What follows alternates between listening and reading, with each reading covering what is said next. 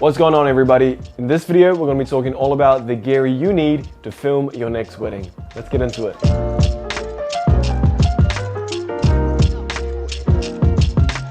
Now, before I got into photography, I actually started off as a videographer. So now being able to film and photograph weddings, it's a great way to capture the day. Because I believe that photos is a great way to reflect on the day, but video is a thing that brings it to life. So I wanted to break down some of the equipment I use, and hopefully it can help you out at your next wedding. Now, before we jump into it, I just wanted to mention that I'm a big advocate for using what you have and keeping your gear minimal and simple as possible. I know there's lots of fancy new cameras out there, and oftentimes I am a little tempted to jump ship and upgrade all my gear. But I always ask myself the question, will it make me more money or will it help me produce better videos? And if the answer is no to both, then I don't need to upgrade. So some of the things you might see on this list may seem a little outdated or old, but my clients have never complained about the quality of my work, and I don't find a big enough issue to upgrade to newer cameras. So starting off with the camera I use. So my main camera is a Lumix GH5 with a Metabones adapter. Now, this combination is such an absolute awesome setup. And though some people may say that the Lumix GH5 suffers in some low light conditions, and yes, that might be true at times, we always make sure to bring lighting with us because it creates such a dynamic look and effect. So this helps with those low light situations. The go-to lens that I keep for 99% of the day on the GH5 is my Canon 24-70. And like I mentioned, I always pair my GH5 with the Metabones speed booster. This is not only great because you get to use your Canon lenses on your Lumix camera, but also it allows you to drop down the aperture a step further. So for example, the 24-70 Canon lens I have is a 2.8, but when I attach it to the speed booster, it can go all the way down to 2.0. So that allows for even more light to go in, which helps with the GH5's limiting low light capabilities. So my B camera that I use is another Lumix, but this one is the Lumix GH5.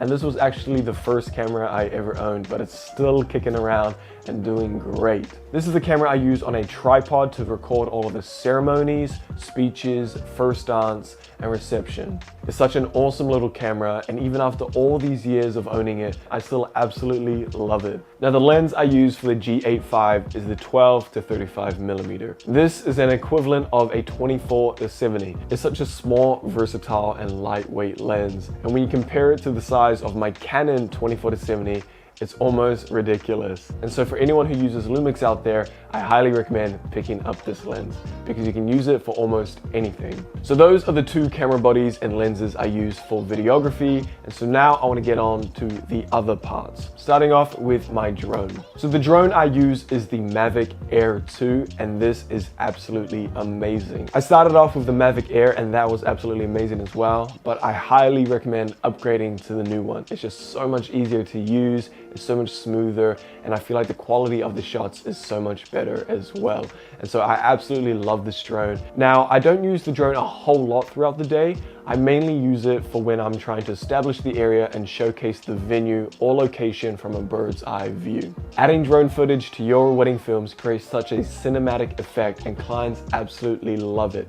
I really do believe that it helps elevate the storytelling and elevate the quality of your work. To capture all the speeches and ceremonies and such, I use a Zoom H1N. This is such an awesome little device because all I have to do is just turn it on, set it and forget it, and it picks up the audio beautifully. And the main way I capture the audio is with the Rode Go mic. I'm not sure if that's what it's actually called, but I'll leave links to everything down below in the description. This is such an amazing wireless lav mic, and I recommend to everybody out there to pick one up.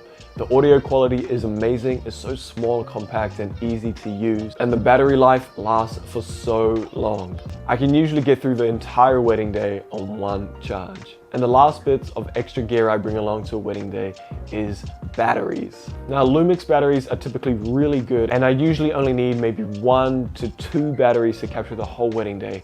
But as a backup, depending on the length of the wedding day, usually around 3 to 5 batteries. So that's pretty much everything I use to create the kind of wedding films that I do. And just like I mentioned in the beginning, I'm a big advocate for using what I have.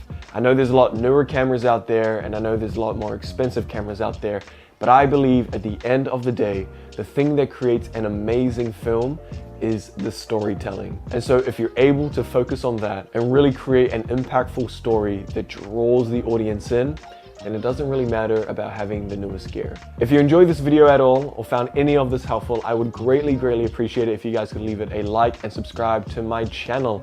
On here, we post weekly videos talking all about wedding videography and wedding photography tips, business strategies, and marketing tips and tricks as well, all to help your business and better serve your clients. But I hope you guys have an amazing day, and I'll see you guys in the next one. Bye.